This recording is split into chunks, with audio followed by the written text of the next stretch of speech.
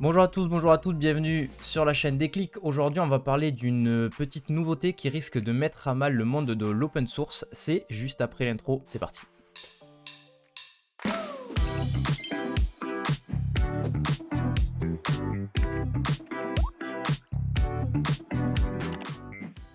Alors les amis, comme expliqué, on va attaquer par le programme du jour. Donc aujourd'hui, de quoi va-t-on parler? Aujourd'hui, on va parler du Cyber Resilience Act pour commencer, qui est une nouveauté qui risque de mettre un petit peu à mal... Attendez, je baisse un peu, voilà, je n'étais pas au niveau de mon micro.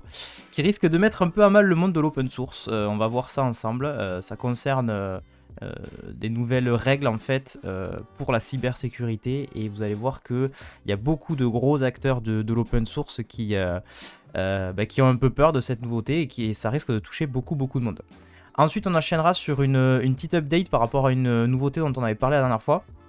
Je vous avais parlé sur la dernière matinale je vous avais parlé de Google Authenticator qui avait fait une mise à jour permettant de synchroniser votre double authentification, et il y a une nouveauté par rapport à ça, notamment en termes de sécurité, on en parlera. Ensuite, on va parler de Slack aussi, Slack avec une grosse nouveauté, donc Slack que vous utilisez peut-être, qui est une messagerie instantanée, on va dire. Hello Aldaini, coucou à toi, ça fait plaisir de te voir sur le stream, bienvenue, ça fait trop plaisir. Donc Slack, effectivement, grosse mise à jour. Avec cette nouveauté, les canevas, on regardera ça ensemble et puis je vous expliquerai un petit peu de quoi il en retourne. Ensuite, on parlera d'une alternative open source à ChatGPT, puisque évidemment on ne peut pas faire un stream sans parler d'IA, et vous savez bien que c'est l'actu du moment.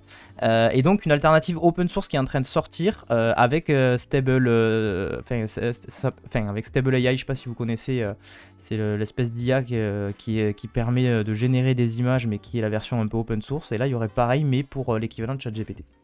Une nouveauté côté Google Meet, on en parlera, et on terminera par un petit Gartic Show. Donc c'est ce que je vous disais en préambule, c'est-à-dire que j'ai déniché beaucoup de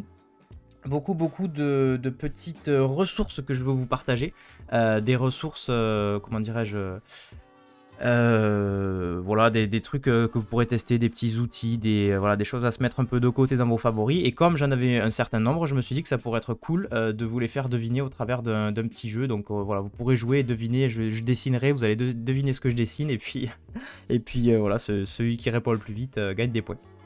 Et comme ça, je vous partage après la petite ressource. Voilà les amis pour le programme, j'espère que ça vous plaît. Ah, il y a des gens qui sont arrivés du coup. Yes, des news tech, ouais c'est ça, ouais, il y a un peu de news tech là-dedans. Et toi qui es développeur, tu vas voir qu'il y a pas mal de choses qui risquent de t'intéresser. Coucou Olivier qui arrive, un Gartic GPT, non, là ça sera pour de vrai, ça sera des vrais gens qui vont répondre, et ça sera vraiment moi qui vais mal dessiner, t'inquiète. Hello Guillaume, salut Bloch, ça va ou quoi? Très content de vous accueillir tous ce matin. Alors, un Gartic humain, ouais c'est ça, c'est un peu ça. Tu sais, maintenant l'humain c'est surfait, hein. Maintenant on ne parle que d'IA et on a Dieu que pour l'IA, mais il y a encore un peu d'humanité dans ce monde de machines, t'inquiète pas. Bon, est-ce qu'on attaque d'entrée ou est-ce qu'on parle un petit peu? Est-ce que vous avez des choses à me raconter ou pas? Si vous avez des choses à me raconter, dites-le moi dans le chat et on discute 5 minutes. Et sinon on attaque direct sur la matinale. Bloch qui met, ça fait un bail que j'étais pas passé, pas toujours le temps, mais on prend les replays autant que possible. Ah, mais t'inquiète, hein, moi je comprends, il n'y a pas de souci. Des fois, pour vous, le stream, il faut que ça reste un loisir et quelque chose sur lequel vous prenez du bon temps, qui vous permet de rester un peu informé. Et voilà, après on fait comme on peut, quoi. Donc t'as pas à t'excuser. Olivier qui met leak, on vient d'apprendre qu'Anto est un humain surfait, c'est donc une IA. non, j'existe pour de vrai. Et salut Anto, j'ai l'impression de me parler à moi-même. Salut Anto, merci pour le follow, joli prénom au passage. Merci beaucoup et bienvenue pour cette matinale. Bon les amis, si vous n'avez pas plus à me dire ce matin, on va attaquer rapidement sur le premier article, et puis comme ça on pourra échanger tout du long. Et évidemment, si vous avez des réactions, si vous avez des remarques, si vous avez des questions, le but c'est effectivement de parler. Donc n'hésitez pas, et comme ça je lis rapidement, on va dire, les paragraphes, je réagis un petit peu, vous réagissez en même temps, et puis je prends vos commentaires au fur et à mesure. Je parie qu'il vient de Nîmes. Pourquoi de Nîmes? J'ai pas la ref là. J'ai pas la ref, il faut que tu me dises.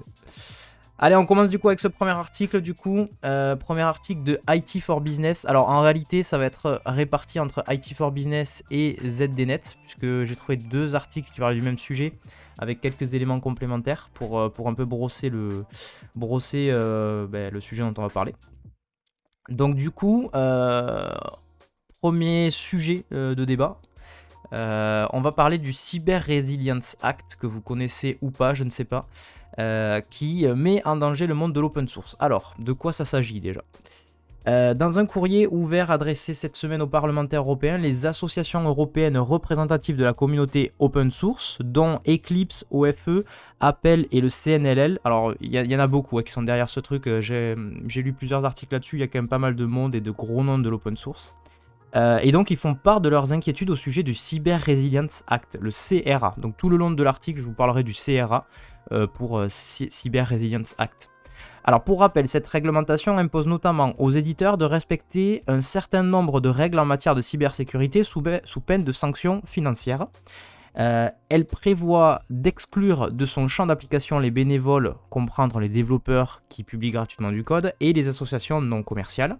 Mais et donc là c'est une citation, apparemment les législateurs à l'origine du texte ont une vision très partielle du monde de l'open source, fin de citation, et c'est du coup une citation de Stéphane Fermigier, qui est président du CNLL, qui est donc l'une des associations signataires. Alors, la plupart des éditeurs ou sociétés de services spécialisées dans le domaine ont des business models hybrides, donc ils parlent dans le monde de l'open source en fait, comment ça fonctionne, etc. etc.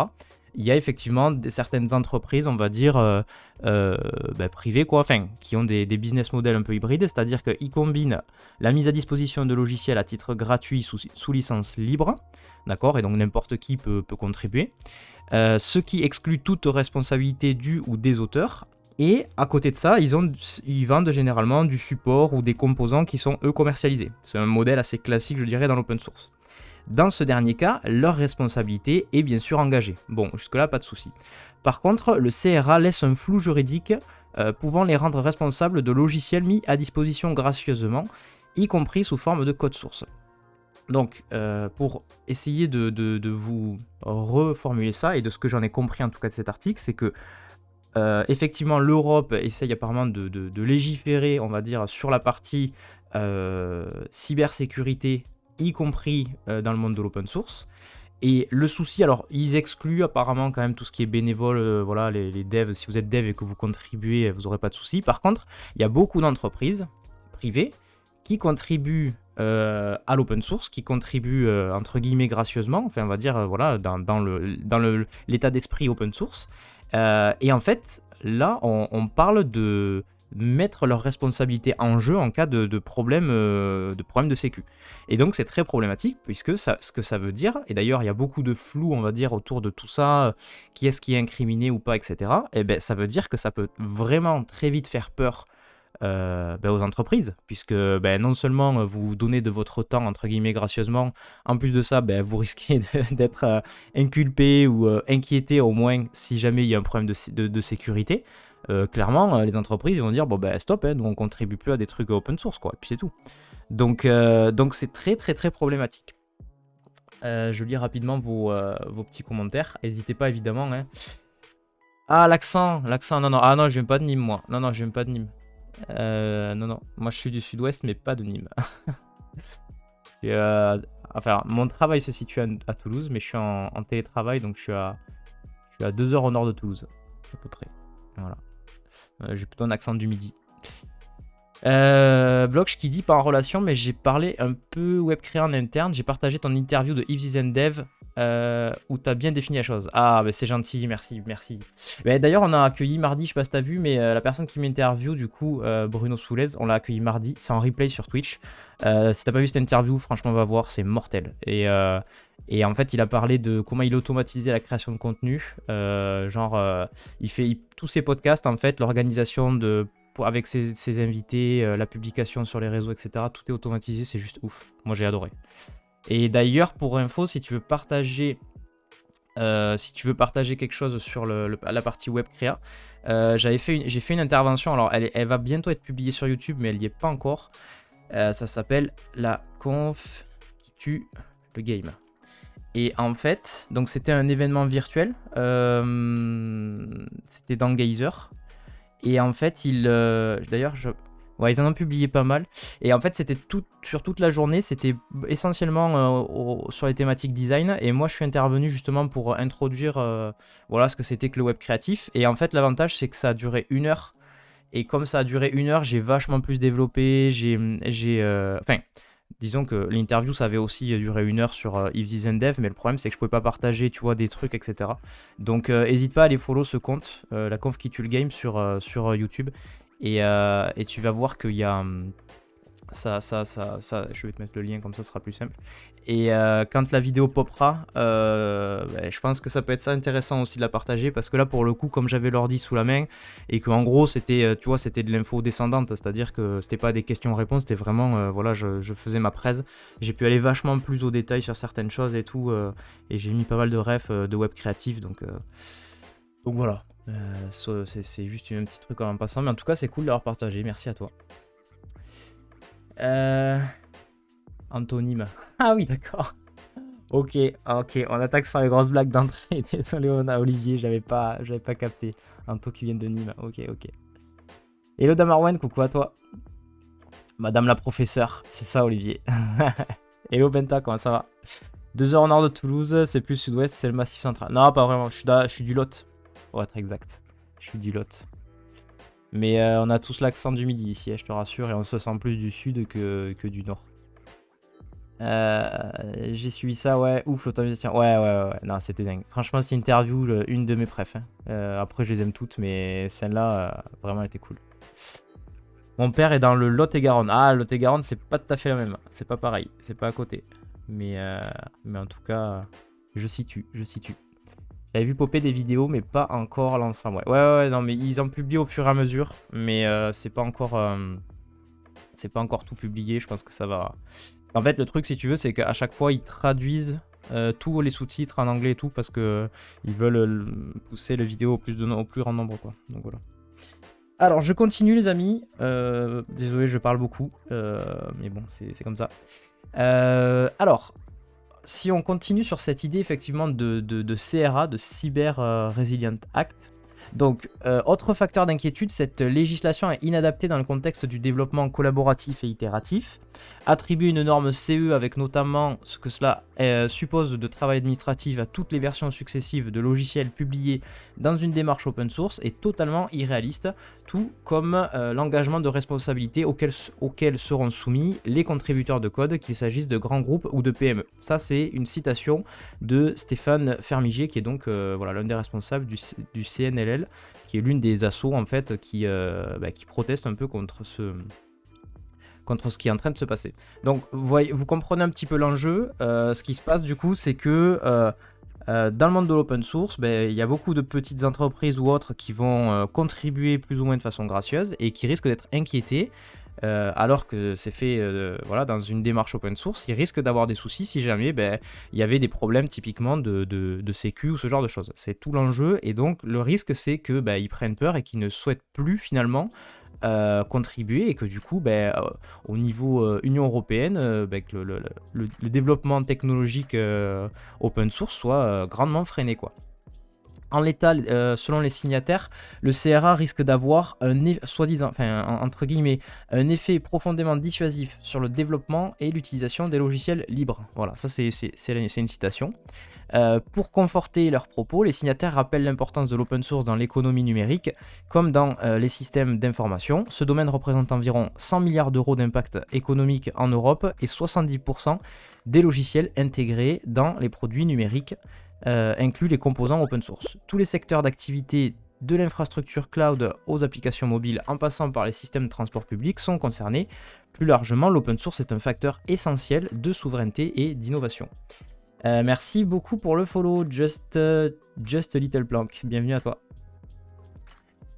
Pour tous ces motifs, la communauté open source, par la voix de ces associations, souligne qu'elle n'a pas été consultée lors de l'élaboration de cette loi et continue d'être exclue des discussions. Elle demande donc aujourd'hui une vraie prise en compte de ces spécificités. Et donc avant qu'on réagisse tous ensemble, n'hésitez pas à poster du coup un peu vos réactions et ce que vous en pensez. J'ai relevé 2-3 passages qui étaient intéressants. Bon là ça redit, c'est un peu un redit de ce qu'on a dit. Donc voilà, le CRA doit imposer des obligations de cybersécurité, blablabla. Le CNLL et d'autres organisations. Donc là, on a une liste un peu plus exhaustive. On a l'Association professionnelle européenne du logiciel libre, la Linux Foundation Europe, l'Open Document Foundation, la Fondation Eclipse aussi, que vous devez connaître, j'imagine, l'Open Source Initiative, l'OW2, la Fondation Software Heritage et des organisations portugaises, allemandes et finlandaises. Donc tout ce beau monde qui a publié effectivement un communiqué et une lettre ouverte aux eurodéputés et aux représentants du Conseil de l'Union européenne. Et donc ils disent, si le CRA est mis en œuvre dans sa rédaction actuelle, cela aura un effet profondément dissuasif sur le développement et l'utilisation des logiciels libres en Europe, ce qui aurait pour effet de compromettre les objectifs de l'UE en matière d'innovation, de souveraineté numérique et de prospérité future. Dernière chose, et je conclus là-dessus, donc c'est une citation aussi qui est intéressante qui dit en gros ce qui est reproché c'est que le texte actuel considère dans 2 parties qu'un fournisseur ou modificateur de logiciel, personne physique ou juridique, devient automatiquement juridiquement responsable ou co-responsable de la présence d'un problème de sécurité. Voilà. Voilà un peu pour tout l'enjeu et ce qui est un peu reproché sur ce Cyber Resilience Act, le CRA. Qu'est-ce que vous en pensez les amis? Réagissez. Quelles peuvent être les conséquences? Puisque grosso modo, aujourd'hui, si on prend un exemple appliqué au web, WordPress par exemple, qui je pense est qui est open source, si je ne me trompe pas, typiquement ça veut dire que des entreprises qui contribuent au développement de WordPress, si demain il y a des soucis de sécu, je parle du core WordPress, remarque, je ne sais même pas si les plugins pourraient être concernés. Est-ce que ça... Ouais, remarque, peut-être... ça pourrait faire partie. Enfin bref, en tout cas, leur responsabilité serait engagée en cas de souci. Et on sait bien que sur WordPress, il y en a. Donc voilà, c'est tout l'enjeu qui est ici. Et beaucoup d'entreprises, du coup, risquent purement et simplement de stopper tout ça. Et donc ça nous freinerait énormément en tant qu'acteur du numérique en Europe, quoi. Alors, je lis un peu vos commentaires. Tac. Alors, Olivier qui met, et comme les administrations utilisent des logiciels libres pour éviter les GAFAM, ça va être bien dit. Donc, clairement, effectivement, je pense que dans l'administration, tu as beaucoup... Mais en fait, l'open source, ça va toucher beaucoup de monde. Prends le monde de la 3D, un logiciel comme Blender, par exemple, aujourd'hui, qui est hyper utilisé, peut être touché potentiellement par cette typologie de loi, quoi. Aldaini, alors Aldaini d'ailleurs j'en ai pas parlé, mais n'hésitez pas à aller follow puisque ça fait partie des collègues streamers, donc j'ai essayé, si j'y arrive, de faire un petit shootout. Je te garantis pas que j'y arrive parce que je suis pas trop... Aldaini, voilà, c'est un streamer dev, il fait des streams très chill le matin, c'est très cool, n'hésitez pas à aller voir ça, et à revenir parce que allez-y, vous followez et puis vous revenez quand même. Alors, qu'est-ce que tu dis du coup? C'est bizarre de décharger la responsabilité sur les contributeurs et pas sur les personnes qui acceptent la merge request. Alors, là, encore une fois, comme je t'ai dit, j'ai l'impression, et c'est ce qu'il y avait de noté dans l'article, c'est qu'il y a une espèce de flou juridique encore. Je pense que les lignes ne sont pas trop je dirais, définies. Mais en tout cas, ce qui semble dire, c'est que je pense que en tant que développeur, en mode t'es développeur un peu dans ton coin ou développeuse et tu contribues de façon bénévole, je pense pas que tu sois trop inquiété. Ça va plus toucher à mon avis les entreprises type PME, etc. Et qui effectivement contribuent à des projets comme ça. Après, voilà, je pense qu'il faut laisser aussi un peu voir comment est-ce que ça évolue. Pour se rendre compte déjà de quels sont les critères bien précis pour savoir qui est-ce qui peut être inquiété, parce que voilà, c'est encore en pourparlers, etc.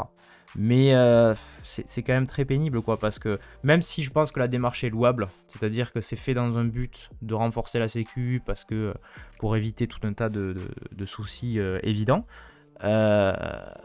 très souvent, je trouve qu'on légifère beaucoup, notamment en Europe, et du coup, ça peut freiner pas mal de choses, et donc t'es pas sur le même pied d'égalité avec, je sais pas moi, les États-Unis ou autre, et après tu t'étonnes si jamais t'es à la bourre, quoi. Bon, après, d'un côté, il y a aussi des trucs complètement what the fuck aux États-Unis que tu ne verras pas en Europe parce qu'on est protégé. Voilà, le RGPD, par exemple, c'est l'un des textes de loi les plus restrictifs, on va dire, qui nous protège quand même pas mal. Donc voilà, on crache pas dans la soupe, mais des fois, je pense qu'il faut savoir trouver le curseur, quoi, le bon curseur.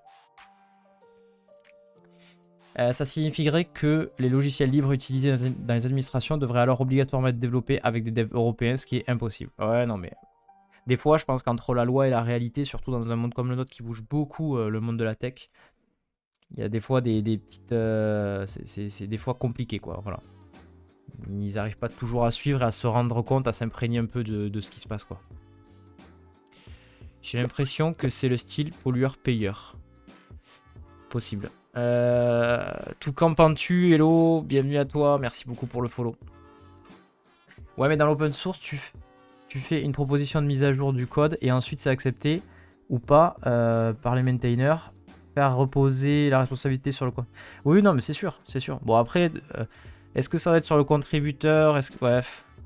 Je te dis, pour moi, il y a un flou aussi de définition pour le moment de qui doit être inquiété, etc. Et voilà, mais ce qui est sûr, déjà, je pense que le premier problème qui a été soulevé, c'est que potentiellement, les assos concernés n'ont pas été consultés pour pouvoir avoir la réalité du terrain, tu vois. Et ça, c'est... Alors, est-ce que eux aussi ont fait la démarche de s'y intéresser suffisamment ou pas? C'est une autre question. Mais j'ai l'impression qu'effectivement, il y a eu... les acteurs que j'ai cités tout à l'heure, qui sont des gros acteurs, voilà, comme la fondation Eclipse, ce genre de choses, qui sont quand même des gros acteurs, on va dire, du monde de l'open source, n'ont pas forcément été consultés par les députés européens ou voilà, par la Commission européenne pour pouvoir un peu représenter les gens qui vont être touchés par ce type de loi, quoi. Et c'est un peu dommageable parce que c'est eux qui ont la réalité du terrain, qui voient un peu ce que ça va, en quoi ça va impacter, etc., etc. Ça fait un peu genre je fais mes lois dans ma tour d'ivoire sans trop savoir ce qui se passe en bas, quoi, tu vois. Donc voilà. Coucou Atomisty, comment ça va? Ça va ou quoi? On est en train de parler d'un projet de loi, donc le Cyber Resilience Act. Si je te la fais très courte, en gros, le risque, c'est que y a pas mal d'acteurs, typiquement du monde de l'open source, qui risquent d'être touchés par cette loi. Et en gros, ce que ça dit, donc le CRA, le Cyber Resilience Act, c'est en fait, c'est une loi qui vise à vachement plus responsabiliser les contributeurs de logiciels dans l'open source. Et grosso modo, ça voudrait dire que tu peux, si tu es typiquement une entreprise qui contribue à l'open source, genre je sais pas moi, tu contribues au core WordPress, à des trucs un peu, voilà, s'il y a des soucis un jour de sécu, tu peux être mis responsable par ça. Voilà, être responsable comme d'autres qui contribuent en fait. Et du coup, le risque en fait, et c'est un peu la guéguerre qu'il y a en ce moment entre, on va dire, la Commission européenne, enfin la discussion entre la Commission européenne et des gros acteurs de l'open source, c'est que ça risque de freiner grandement les contributions, quoi. Et donc les gens risquent d'arrêter en fait purement et simplement de contribuer à l'open source pour éviter les problèmes, quoi. Donc voilà. Et c'est pas encore hyper clair en fait sur qui va être inquiété, quels sont les critères, machin et tout. Donc voilà, c'est un peu la problématique. Olivier qui met le problème de la tech, c'est qu'elle est internationale, sans frontières, et les pays veulent en mettre après coup. Ouais. D'ailleurs, où est-ce qu'on en est de l'internet français? Ouais, souverain, qui ne pourrait pas tomber. Non, c'est sûr. Bon, l'internet français, c'était le Minitel, non? C'est pas ça l'internet français? Bon, on en rigole, ça aurait pu marcher en vrai, mais bon, malheureusement. Donc ouais, non, mais je suis d'accord avec toi. De toute façon, je pense qu'il y a une dimension internationale qui leur échappe un peu. C'est aussi tout le principe d'Internet, c'est qu'il n'y avait plus vraiment de frontières, on va dire. Et aujourd'hui, c'est quelque chose qui va, je pense, beaucoup trop vite par rapport à... et qui est décorrélé, on va dire, de ce que peuvent imaginer des personnes qui sont qui votent des lois ou autres et qui sont pas forcément sur la réalité du terrain, quoi. Mais bon, c'est comme ça. En tant qu'individu, on est safe. Alors, Rizwa, Il semblerait que oui. C'est ce qui a marqué en tout cas dans le comment dirais-je, Riswa qui est en train de retirer toutes ses contributions GitHub, machin. Non, il semblerait que en tant que développeur ou développeuse bénévole, non, tu ne sois pas inquiété sur ce genre de choses. Tout ce qui est bénévole, enfin c'est ce qui a marqué en tout cas dans les articles que j'ai vus, ils disent que visiblement tout ce qui est bénévole et tout, eux par contre ne sont pas forcément inquiétés. Mais bon, ça veut quand même dire que ça peut toucher une bonne partie des gens et surtout, tu as des entreprises qui ont des pans entiers de contribution parce que très liés à une technologie. Si eux arrêtent, ça met un gros coup de frein quoi. Parce que si ça dépend entre gros guillemets, Hello Wizard, merci beaucoup pour le follow, bienvenue à toi. Si ça ne dépend entre guillemets que de la volonté de gens qui font ça sur leur temps libre, je pense que c'est pas aussi performant que voilà. Enfin en tout cas ça mettra un gros coup de frein quoi. Voilà, clairement.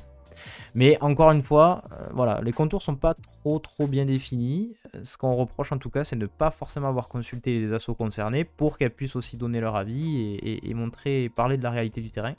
Donc on va voir comment ça évolue ce Cyber Resilience Act, mais sachez que ça peut faire grand bruit en tout cas dans le milieu. Voilà. Alors, je bois un petit coup d'eau. Si vous avez des questions, c'est le moment. Et puis ensuite, on enchaîne sur l'article suivant.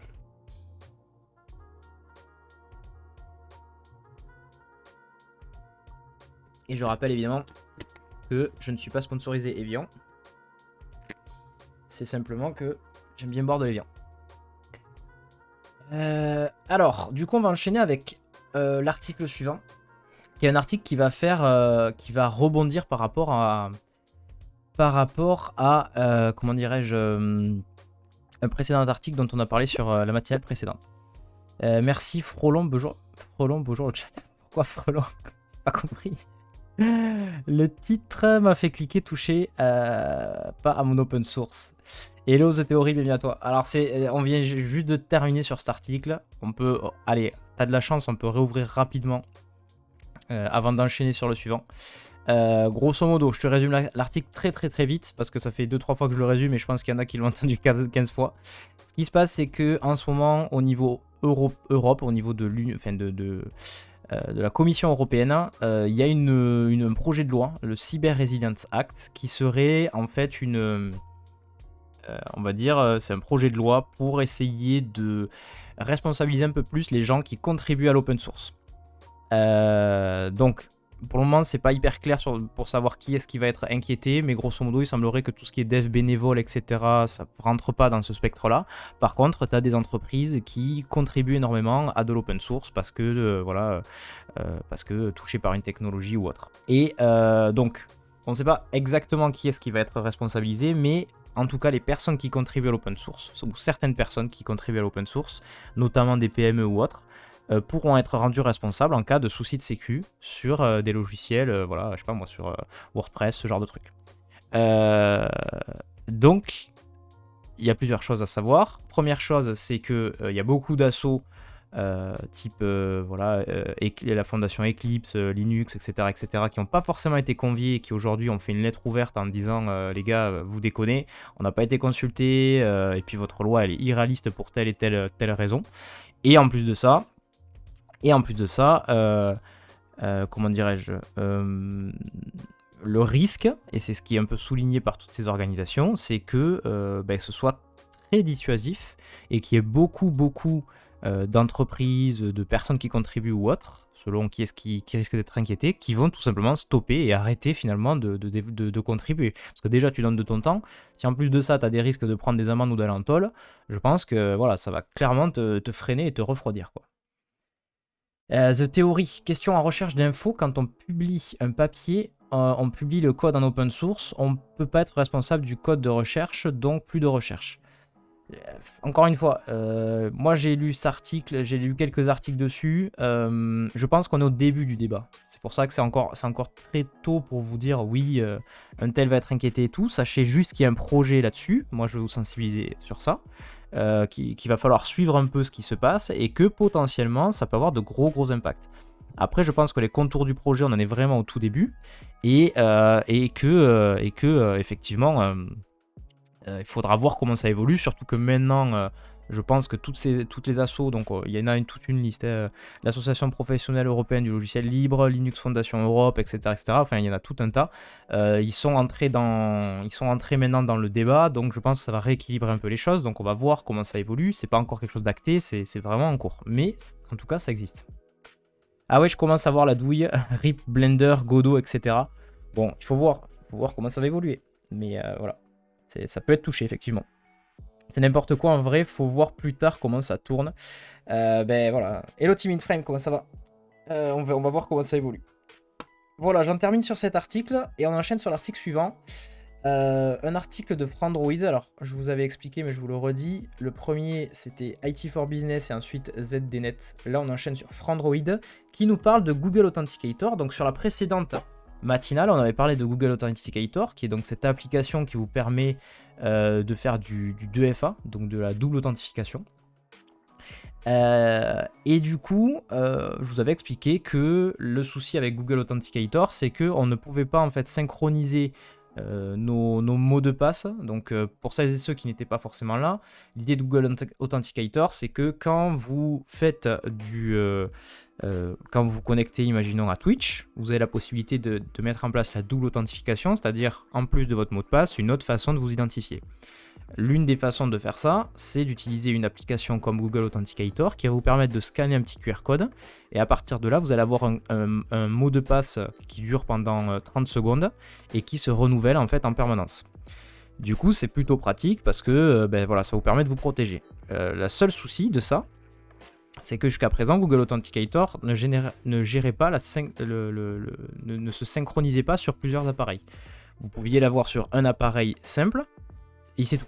Et donc, si vous n'avez pas votre téléphone, par exemple, vous ne pouvez pas vous connecter, quoi. C'était très problématique et surtout en cas de perte, de vol, etc., c'était très chiant. Donc, ils ont activé la synchronisation. Ça, c'est l'actu qu'on avait vu la dernière fois, ce qui est bien mieux. Alors, sachez qu'il n'y a pas que Google Authenticator. Il y a d'autres alternatives. Il y a par exemple Authy, A-U-T-H-Y, si vous connaissez... je ne sais pas si vous connaissez ou pas, vous voyez, moi je l'ai d'installer, Authy Desktop, qui vous permet de gérer ça et qui fait qui synchronise sur plusieurs appareils depuis pas mal de temps, quoi. Donc bref, Google Authenticator, ils ont dit let's go, on active, on synchronise tout ça sur les appareils, et là, petit coup de théâtre, j'allais dire. Il y a une entreprise qui a détecté, alors je crois que je sais plus si c'est une entreprise ou une entité, on verra dans l'article, qui a annoncé qu'il y avait des soucis de sécu, notamment que il n'y avait pas de cryptage, on va dire, des infos qui circulaient. Très relou. Wizard qui met, mais comme d'habitude sur le vieux continent, on consulte tout le monde sauf les concernés JPP. Ouais, c'est ça. Et aussi tous les serveurs internet qui tournent sur des Linux. Non mais c'est ça, non mais c'est sans précédent. Ce genre de mesure, c'est sans précédent. Je pense que les mecs ils ont pas bien mesuré. Mais bon, à mon avis, un mec qui vote des lois toute la journée, est-ce que... Alors peut-être qu'il y en a qui sont au fait, mais est-ce que ils savent déjà ce que c'est Linux, tu vois? Enfin, c'est la première question que je me pose. Ça, merci, j'espère que vous aussi. Très bien Timmy, très bien, merci. Alors, je lis rapidement cet article. Il y a quelques jours, Google lançait une mise à jour importante de Google Authenticator avec l'arrivée d'une fonctionnalité demandée depuis longtemps par ses utilisateurs, la synchronisation des codes d'authentification à 2 facteurs avec votre compte Google. Alors, ce terme très compliqué veut tout simplement dire les codes qui sont générés toutes les 30 secondes. Voilà, c'est juste ça. L'éditeur de logiciels, voilà, c'est une entreprise, enfin je pense, en tout cas un éditeur de logiciels. MISC a déconseillé à ses utilisateurs d'avoir recours à cette synchronisation des codes en analysant le trafic réseau durant cette synchronisation. Donc en gros, ils ont utilisé Google Authenticator, ils ont sniffé le trafic, ils ont regardé un peu ce qui passait, et en analysant un peu le trafic, ils en sont arrivés à des conclusions. Ils ont dit donc... en analysant le trafic réseau durant cette synchronisation, l'entreprise a trouvé que les données en transit n'étaient pas chiffrées de bout en bout. Et donc, citation, cela signifie que Google peut accéder à vos secrets, entre guillemets, probablement même lorsqu'ils sont stockés sur leur serveur. Fin de citation, et c'est une citation de MISC dans un tweet. Le tout sans qu'il ne soit proposé à l'utilisateur d'ajouter une couche de sécurité à la synchronisation comme un mot de passe. Hello Tisha, bienvenue, merci beaucoup pour le follow, bienvenue à toi. Donc, grosso modo, qu'est-ce que ça veut dire? Ça veut dire que quand l'information circule quand vous synchronisez un peu vos appareils et que l'information circule, visiblement, il n'y a pas de cryptage, c'est-à-dire que... enfin, de chiffrage, pardon. L'information n'est pas chiffrée, donc elle apparaît en clair. Ce qui veut dire qu'elle est stockée aussi en clair chez eux. Donc ils peuvent potentiellement accéder effectivement à vos infos. Et puis si jamais ils se font hacker ou autre, c'est open bar quoi.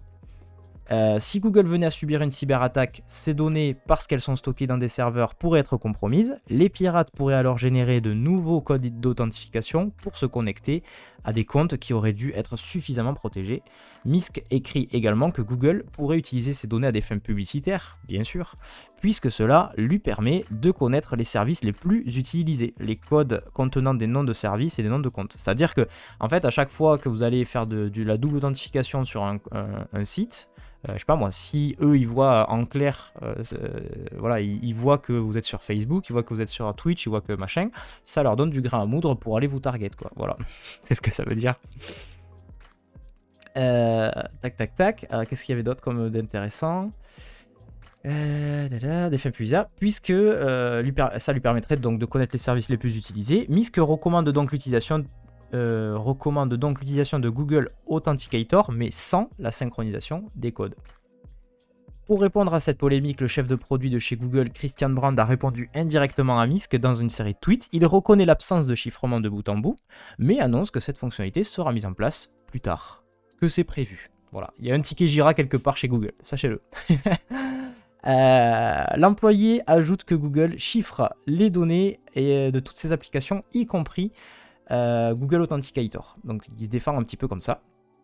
Par rapport au danger que représente cette nouvelle fonctionnalité, il suggère que la balance bénéfice-risque penche dans le bon sens. Et donc, citation, « Nous pensons que notre produit actuel offre un bon équilibre à la plupart des utilisateurs et qu'il présente des avantages significatifs par rapport à l'utilisation hors ligne. » Voilà, fin de citation. Donc, moi aujourd'hui, je ne suis pas en train de vous dire faut l'utiliser, faut pas l'utiliser, mais je me sentais quand même... voilà, il me semblait logique, vu que la dernière fois je vous ai annoncé cette nouveauté, que vous soyez au courant de ceci. Après, libre à vous de l'utiliser ou pas. Voilà. Galix de Hello, première fois dans le chat, coucou à toi. De chiffrement, ouais, non mais des fois j'avoue que ma langue fourche et je sais que ce n'est pas du tout la même chose de dire crypter ou chiffrer, ce n'est pas du tout la même chose, donc pas de souci. Là il y a un Wireshark, et ben il se fait plaisir, exactement. Donc Wireshark, pour celles et ceux qui ne connaîtraient pas, qui est un logiciel qui permet de voir passer le trafic et voir un peu tout ce qui se passe dessus, donc voilà. Olivier qui met, ah oui, Microsoft Authenticator est synchronisé entre plusieurs appareils aussi. Ok, j'ai jamais testé Microsoft Authenticator, j'ai jamais testé. Kimi, j'étais en train de configurer la double authentification sur une de mes adresses. Je vais peut-être pas prendre Google Auth du coup. Non mais après voilà, bon, je pense que quand même ils vont mettre ça à jour relativement rapidement, surtout s'il y a une polémique qui enfle autour de ça. Mais oui, c'est vrai que sur le coup ça fait sourire, je suis d'accord. Voilà les amis, pour cette petite news, si ça vous dit, alors sauf si vous avez des petites réactions, des choses comme ça. On peut enchaîner sur l'article suivant. Leak, Google utilise Jira. Bah je sais pas Olivier, je sais pas. J'ai dit Jira, c'est vraiment le premier mot qui m'a... Même peut-être c'est Asana. J'ai pas de parti pris moi. Peut-être c'est Trello, j'en sais rien. Il y en a tellement mon pauvre que j'en sais rien. Anto qui met comment ne pas utiliser Google Auth. Tu peux utiliser des alternatives. Hein. Ce qu'on disait, moi par exemple, typiquement j'utilise Authy. Je ne te garantis pas le truc parce que je ne suis pas du tout expert sécu, mais je m'en sers depuis pas mal de temps et en fait c'était principalement pour le problème de synchronisation, on va dire, entre mes différents appareils, parce que c'est moi j'ai par exemple j'ai une tablette, j'ai un téléphone et un Mac. Si à chaque fois je dois reprendre mon téléphone et tout, c'est vite le bordel. Et puis quand tu veux te connecter, je sais pas, moi c'était prise de tête, je me suis dit si c'est pas synchro ça va être chiant quoi. Donc voilà. Le non-chiffrement de Google Authenticator est pareil que le non-chiffrement de FileZilla qui ne chiffre pas les mots de passe sur l'ordi. Ah je savais pas ça, tu vois, je savais même pas. Hello Robib, salut à toi, bienvenue. Installe-toi confortablement. Anto, non, je suis content de ne pas utiliser, j'en utilise un autre perso. Ok, tu utilises quoi exactement pour... On peut parler 5 minutes avant d'enchaîner. Tu utilises quoi comme application de double authentification? Ouais, c'est de l'OTP qu'on dit, c'est ça le terme exact. pas toujours les termes, je suis désolé. C'est bien, je vois qu'on est une quarantaine ce matin, c'est cool les amis là, vous êtes bien nombreux ce matin, ça fait plaisir. Ça fait plaisir. Donc ouais. Ben, moi pour le moment je vais continuer sur OT à mon avis. Et puis quand ça ira un petit peu mieux, peut-être que effectivement je ferai 2FA sur Google Authenticator, je sais pas. J'utilise 0 truc pour m'authentifier perso. Ah ok. C'est aussi une façon de faire. Genre tu n'utilises pas non plus des Wizard, tu n'utilises pas des styles des comment ça s'appelle logiciels de gestionnaire de mots de passe, genre Dashlane, OnePassword, ce genre de trucs. Parce que ça, franchement, moi, ça m'a changé la vie. Anto, 2FA, mais il synchronise pas entre 2FAS. Ok, je connais pas celui-là, fais voir. 2FAS. Ah, ok, c'est une application authentification 2FA. Ok, je connais pas, fais voir. Je partage ça vite fait, les amis. Ah, c'est open source. Cool. The Internet Favorite Open Source to Authenticator. Ok, Two Factor Authenticator. Pas mal, je connaissais pas. Mais du coup, il faut que tu l'héberges toi-même ou comment ça se passe? Ou est-ce que c'est eux qui stockent Il est clean leur site en vrai. J'aime bien. Hein. Browser extension. Et par contre, il n'y a pas de synchro. Ça, c'est un peu chiant. Après, si c'est pour des raisons de sécu, bon. Je sais pas. Hello, Orocam, coucou à toi. Bienvenue, première fois dans le chat. Bois Twitch, je découvre ta chaîne, c'est très sympa. Ben merci beaucoup. Merci. Pour te résumer rapidement, si tu découvres, donc nous, parce que je dis nous, parce que c'est principalement moi l'animateur, mais en réalité, on est plusieurs derrière le projet Déclic. Donc l'idée de Déclic, c'est que c'est un média à destination des personnes, on va dire, qui sont dans le numérique et dans le web. Donc des gens qui sont en agence, qui sont devs, qui sont graphistes, web designers, qui sont, je sais pas moi, tous les gens, on va dire, tous les milieux un peu, toutes les thématiques, on va aborder toutes les thématiques autour du web, quoi, tu vois. Donc ça va être, ça peut être on va parler principalement de développement web, de web design, de SEO, de e-commerce, voilà, l'actu web, quoi, tu vois. Tous les sujets que tu peux croiser un peu en agence numérique, on dit plus digital, il paraît. Et donc l'idée c'est que tu vois on fait des matinales donc le mercredi et le vendredi comme aujourd'hui à 8h30 pendant 1 heure où on fait un peu le tour de l'actu et ensuite le jeudi on fait un format coworking, c'est-à-dire que on se connecte à 9h30 jusqu'à midi et on discute, on travaille ensemble. Moi je bosse sur mes trucs, j'explique un peu ce que je fais puis je mets une petite musique chill, tu vois. Donc voilà, on est en live tous les mercredis, jeudi, vendredi. Voilà. Et après on fait des interviews aussi assez régulièrement, mais plutôt début de semaine en général quand on les cale. Donc voilà. Rizwa, je suis malade donc je vais pas au taf ce matin. Ah ben voilà, parfait, tu vas pouvoir passer du temps avec nous. C'est cool. J'espère que tu souffres pas trop par contre. Je sais pas ce que c'est comme maladie. Galix, Bitwarden, yes, Bitwarden pour la partie. Alors pour la partie de double authentification ou pour la partie non, gestion de mot de passe. Bitwarden, je crois pas qu'il gère la double authent. Si, je sais plus. Donc rapidement, du coup, avant d'enchaîner, vu qu'il y a pas mal de gens qui nous découvrent, je partage le lien de notre chaîne YouTube. Sur YouTube, on poste pas mal de trucs et notamment des interviews. On a reçu Graphic Art, on a reçu Shubham avec Camille et Alexis, donc qui sont plutôt sur les thématiques Notion. On a reçu l'équipe Design System de chez Decathlon, on a reçu Basti UI, on a reçu plein de monde et petit à petit on les poste au fur et à mesure. Donc n'hésitez pas, hein, si jamais ça vous intéresse d'aller voir ça.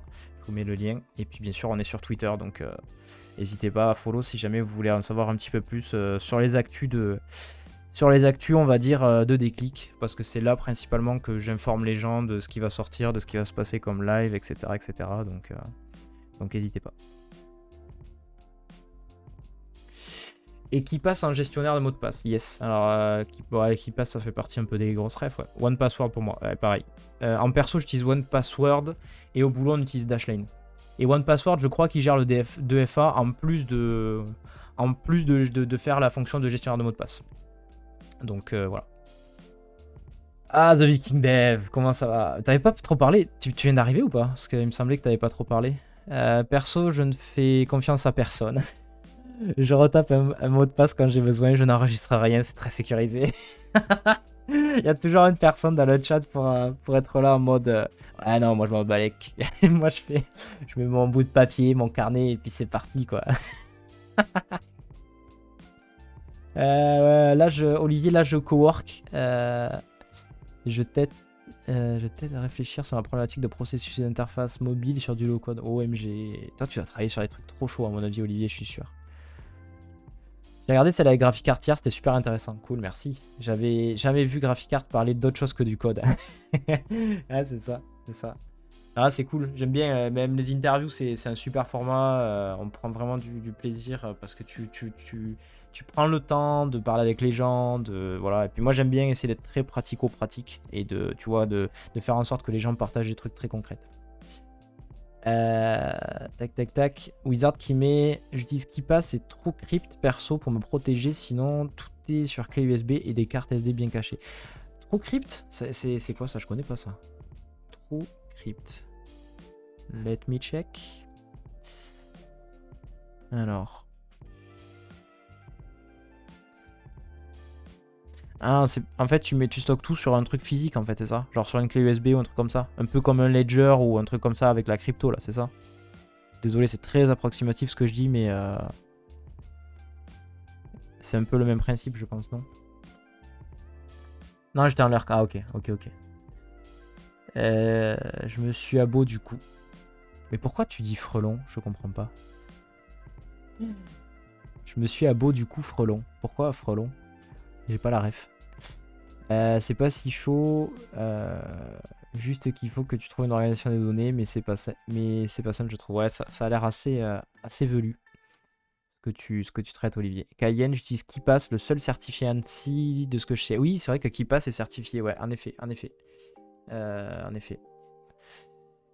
Donc l'ANSI, pour celles et ceux qui ne connaîtraient pas, c'est l'organisme de sécurité, voilà, l'Agence nationale de la sécurité et des systèmes d'information. Alors c'est très très cool parce qu'ils communiquent pas mal, hein, ils font pas mal de blogs et tout, ils font des articles de blog et autres, c'est vraiment c'est bien géré comme truc, l'ANSI. Bon, on va enchaîner les amis sur l'article suivant parce que sinon on va pas s'en sortir, même si c'est terriblement intéressant, en plus c'est cool parce que vous me partagez plein de rêves, donc c'est cool. D'accord, ok. Je suis désolé Wizard, moi je suis un espèce de vieux boomer. Ok, tu m'aurais dit bro, j'aurais compris, mais j'avoue que frelon, je savais pas. Mais ok, ça se dit frelon, genre comme l'abeille ou enfin comme l'animal ou... Ouais, c'est ça en gros, je mets tous les trucs sensibles et je les encrypte au cas où. Ok, t'inquiète. Non, mais pas de problème, c'est juste que j'avais pas la ref et je comprenais pas en fait, c'est tout. Parce que je suis un boomer, tu sais, j'ai passé les 30 ans, c'est fini là. Je suis au placard. C'est pour ça que j'utilise aussi Dianto. Donc d'utiliser plutôt KeePass. Ok. Et puis ils ont ouvert un programme de bug bounty. Ah, KeePass, ouais, d'accord. Ok. Non, c'est... alors je sais pas si quand tu parles du bug bounty, est-ce que tu parles de KeePass ou de l'ANSI, mais ok. Je viens d'avoir 30 aussi. Ouais, bon, on est en trentenaire, c'est cool. Allez les amis, on enchaîne sur un article du blog du modérateur du coup. Le blog du modérateur qui nous annonce que Slack sort une grosse nouveauté. Enfin une grosse nouveauté à l'échelle de Slack. Maintenant je vous préviens, vous qui êtes peut-être utilisateur de Discord. Bon, c'est pas un truc non plus qui va vous faire frémir, mais pour les utilisateurs de Slack, c'est pas mal, c'est plutôt cool. Donc il lance un truc qui s'appelle les Canvas. L'article nous résume un petit peu toutes les nouveautés, tout ce qu'il va y avoir. Il y a une vidéo qu'on va pouvoir regarder aussi. Donc la plateforme de messagerie collaborative Slack. Déjà, est-ce qu'il y a des gens qui utilisent Slack dans le chat ou est-ce que vous êtes 100% Discord ou Rocket Chat peut-être, je sais pas. Qu'est-ce que vous utilisez vous au quotidien pour communiquer? La plateforme de messagerie collaborative Slack déploie progressivement sa toute dernière fonctionnalité, les Canvas, ou alors ça se dit Canva en français apparemment, ou Canva en anglais. Il s'agit d'un nouvel espace où les utilisateurs peuvent créer, organiser et partager des informations utiles. C'est ce qui est décrit dans le blog post de Slack. Les équipes peuvent stocker de manière permanente du contenu pertinent sur un sujet qui peut être consulté ou mis à jour à tout moment. Les Canvas ont pour objectif de centraliser dans un espace collaboratif toutes les informations et données nécessaires à la réalisation d'une tâche ou d'un projet sur un modèle qui n'est pas sans rappeler Notion. Alors là déjà ça tacle un peu en disant que ça ressemble quand même pas mal à ce qu'on peut trouver sur du Notion ou ce genre de truc. Bloch qui dit Slack au taf. Donc du coup, tu vas être concerné par cette nouveauté. Team Frame 100% Discord ici. Bah nous aussi, hein, pareil. Hein. J'utilise un peu Slack, mais voilà. Slack au taf, dit Rizwa. J'ai eu Slack, mais je n'ai plus que 2 serveurs. Ok. Guild, mais j'ai pas d'amis. Wizard, tu nous sors de ces trucs. C'est quoi ça? Guilded? Guild? Comment ça se prononce? Chat for Gaming Communities. Ok, je connais pas. Better chat, nanana. Ok, c'est quoi la plus-value exactement? Genre, ça se rapproche de quoi? D'un Discord? Je connais pas en tout cas. Discord plus Teams dit boîte Twitch, ok. Je suis plus ou plus connecté à des Discord maintenant. Plus connecté peut-être? Ok. Salut Nico, comment ça va? Coucou à toi. C'est le best concurrent à Discord. Ok, ça roule. Donc, pour celles et ceux en tout cas qui sont sur Slack, sachez qu'il y a cette nouveauté qui sort, donc les canevas. Les canevas sont d'ores et déjà disponibles pour la plupart des utilisateurs sur Slack, mais le déploiement global peut prendre quelques semaines. Donc bon, ils expliquent comment y accéder, mais bon, ça à la limite, c'est pas le sujet. Les utilisateurs avec des forfaits payants ont un accès illimité au canevas. Pour ceux qui utilisent la version gratuite de l'application, les canevas dans les canaux et messages directs seulement seront... Attendez, je relis. Pour ceux qui utilisent la version gratuite de l'application, les canevas dans les canaux et les messages directs, dont les canaux, voilà, les channels quoi, et les messages directs seulement seront disponibles. Mais certaines options d'édition et de collaboration peuvent manquer. Donc sachez que si vous payez, vous avez full accès. Si vous ne payez pas, vous aurez partiellement accès. C'est ça ce que ça veut dire. Concrètement, qu'est-ce que c'est? Les canevas sont composés de blocs qu'il est possible de déplacer, modifier, personnaliser afin d'organiser au mieux ce qui s'apparente à une page ou un fil. Chaque canevas peut contenir n'importe quel type de contenu. Vous pouvez y intégrer du texte avec des options de mise en forme, des fichiers, audio, vidéo, images, documents de toutes sortes, des liens et des contenus multimédia qu'il est possible de faire apparaître sous forme de cartes avec un aperçu enrichi, donc d'espèces de petites cartes quoi. Des applications en ajoutant les liens, ce qui permet de réaliser des actions directement dans le canevas. Donc les applications, je pense que c'est potentiellement des intégrations d'autres outils typiquement, qui soient directement intégrés à Slack. Et ce qu'ils appellent enfin des flux de travail disponibles pour tout le monde courant 2023. Cette option permettra de créer des automatisations sans rédiger de code pour intégrer par exemple un bouton pour demander un numéro de téléphone, des informations pratiques ou des approbations. Donc là on a un exemple. C'est plutôt cool. Vous avez l'apparition de... Voilà, vous faites demander un téléphone par exemple. Hop, vous pouvez présélectionner quelques trucs. Ok. Et ensuite vous envoyez. Donc il y a tout un tas de petites optimes comme ça, qui vont faciliter un peu la vie et permettre de faciliter la vie des utilisateurs. Je crois qu'on a une vidéo qu'on peut potentiellement regarder vite fait. Je lis vite fait vos commentaires pour pas être trop à la bourre et puis on regarde la vidéo. Alors, où est-ce que j'en étais ? Pour info, donc Olivier dit pour info, Discord se réserve le droit de garder 100% des données, même ceux effacés au cas où il y aurait un procès. D'accord. Il se réserve le droit de garder 100% des données. Ok, d'accord. Donc en fait, t'es en train de nous dire que c'est pas bien d'utiliser Discord, c'est ça que t'es en train de dire. Ok, et donc oui, ouais, tu nous dis que c'est le best concurrent à Discord sans le spam pour prendre Nitro. Ok. Ok, c'est exactement ça, c'est pour ça que ciao Discord. Ah ok, je savais pas moi qu'il y avait une espèce de discussion autour de Discord effectivement qui garde pas mal de... Enfin qui se garde le droit d'avoir toutes les infos, je savais pas ça. Je sais qu'il y a quelques temps ils avaient des soucis financiers, enfin ils disaient que c'était tendu un peu financièrement, mais je savais pas par contre, j'avais pas entendu parler du reste. Et c'est pareil pour Gravatar, tu ne peux pas effacer une adresse email ni une image. Après j'ai envie de te dire... À partir du moment où une donnée est sur internet,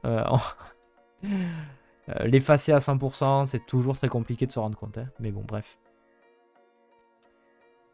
Rizwa qui met ça ne sera pas un nid à terroriste comme Telegram. Ah, ça c'est. Là, il y a du débat. Discord, c'est écrit dans les Term of Services, j'imagine, le TOS. Ce n'est pas secret. Ok. Ouais, non, mais je n'étais pas au courant. Surtout que, donc Wizard qui dit surtout que Discord est un peu basé sur un mensonge. Les investisseurs de Discord ont une copie de nos données et peuvent faire leur truc d'algo nul. Ah ouais, d'accord. le on vend pas les données est un peu passé de travers. Ah ouais, je sais pas. Ok, bon, écoutez les amis, je vous propose de regarder vite fait la vidéo. Elle est plutôt bien fichue. Donc je vais vite fait couper la zik. Hop, petite pause de la musique. Et je vous passe ça. Tac. Je vais mettre les sous-titres en français pour celles et ceux qui peut-être seraient un peu plus en galère avec l'anglais. Et puis voilà. Conversations in Slack are designed to be flexible. Channels, DMs, huddles, and clips let you communicate the way you want, when you want. And now you can curate every piece of information in one place. Meet Slack Canvas. It's a new surface where teams can collect, organize, and share information right where they're already working. Every channel has a canvas just waiting to be customized. Track action items. Request approvals in one click. Share key resources. And spotlight team members to help them get up to speed. Looking for more details? Start a thread to chat things out. Canvases aren't just for words either. Attach images, files, and rich text previews to give your project more context and personality. You can even link to other canvases. Slack is all about productivity, which is why you can collaborate with any number of teammates. J'ai l'impression qu'il y a quand même beaucoup de fonctionnalités, c'est des trucs qui sont déjà existants sur Discord. À chaque fois, je me dis, ok, ça existe déjà sur Discord, ça aussi, ça aussi. That includes your outside partners using Slack Connect. Ça c'est pareil, Slack Connect, on y reviendra juste après. Je vous montrerai, je savais pas que ça existait ce truc, je vous expliquerai. And of course, any content in a canvas is searchable from anywhere in Slack, so your team can push work forward faster. Start using Canvas and keep your whole team on the same page. Literally. Slack, where the future works. Where the future works. Ça fait bien ça, where the future works. Bon, est-ce que vous en avez appris plus? J'ai quand même, moi, fortement la sensation qu'il y a pas mal de trucs qui sont des choses plus ou moins déjà existantes, on va dire, sur Discord. Concernant le Slack Connect, avant que je n'oublie, en fait, c'est une fonctionnalité qui vous permet d'inclure des gens extérieurs, en fait.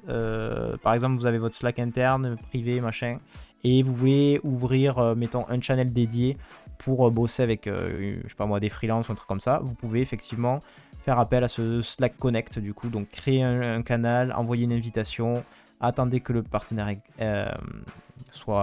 accepte l'invitation, quoi. Après, il faut une approbation de l'administrateur et puis let's go. Donc ça, pareil, pour moi, c'est des fonctionnalités qui existent déjà sur Discord. Je vois pas trop la nouveauté, quoi.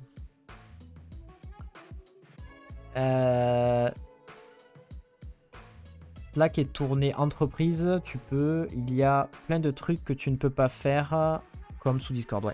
Alors, effectivement, par contre, Olivier, je suis d'accord avec toi que si on se place dans un contexte entreprise, peut-être que par rapport à un Teams ou ce genre de choses, ça peut être quelque chose de, pas de révolutionnaire, mais tu vois, de plus avant-gardiste, on va dire, et c'est une fonctionnalité qui peut être banger dans un contexte entreprise, quoi. Mais après, c'est vrai que dans un contexte perso, par rapport à un Discord ou autre, je parle purement en termes de fonctionnalité, hein. Je parle pas de tout ce qui est traitement du fait que peut-être ils exploitent nos données et tout, mais sur les fonctionnalités en soi, bon, c'est cool, hein, ce truc de Canva, mais après, ça existe déjà, quoi. Mais c'est une belle évolution pour eux, en tout cas, voilà. Je lis vos commentaires. Une petite partie de moi, ça c'est Nico qui dit, une petite partie de moi rêve du jour où Figma fera sa version de Slack et roulera sur tout le monde. Ouais. Je pense que déjà il roule pas mal sur le monde du design. Donc si c'est en situation de monopole, surtout que maintenant Adobe est derrière, je pense qu'on pourrait tous s'inquiéter à mon avis. Mais bon, bref. Alors attends de voir ce qu'il y a dans Guild Pro. Ah ouais, Guild Pro c'est encore mieux en termes de features. Mais en vrai, je crois que, je sais pas si ça se dit Guild ou Guilded. J'ai pas assez testé le truc. Bah déjà Discord, je trouve ça assez impressionnant tout ce que tu peux faire. C'est quand même très très ouvert, niveau API et tout. T'as des webbooks, t'as plein de choses. Vraiment c'est pas mal, quoi. Enfin bref, voilà. Écoutez, vous avez la news. Quelle heure est-il? 9h33. Les amis, on va exploser le temps aujourd'hui. Je préfère vous le dire, mais c'est pas grave.